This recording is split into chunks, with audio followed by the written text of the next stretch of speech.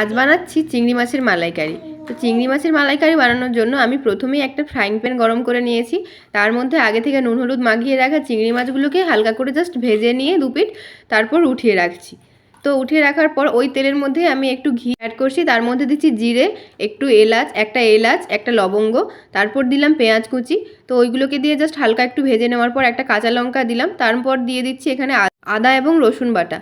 তো ওইগুলো জাস্ট হালকা ভেজে নেওয়ার পর আমি এখানে গুঁড়ো মশলা অ্যাড করছি। গুঁড়ো মশলার মধ্যে দিচ্ছি ধনে গুঁড়ো, জিরে গুঁড়ো এবং এখানে কাশ্মীরি রেড চিলি পাউডারের গুঁড়োটা দিচ্ছি। তারপর একটু জল অ্যাড করে এটাকে ভালোভাবে কষিয়ে নিচ্ছি। তারপর টমেটো দিচ্ছি।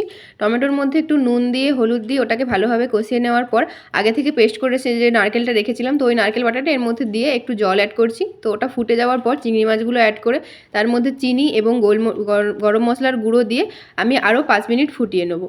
5 মিনিট ফুটিয়ে নেওয়ার পর লাস্টে অল্প একটু ঘি ছড়িয়ে নামিয়ে নিলেই রেডি হয়ে যাবে চিংড়ি মাছের মালাইকারি। তো রেসিপিটা কেমন লাগলো জানিও। রেসিপিটা ভালো লাগলে লাইক কমেন্ট শেয়ার করো এবং আমার চ্যানেলে নতুন হয়ে থাকলে চ্যানেলকে সাবস্ক্রাইব করো।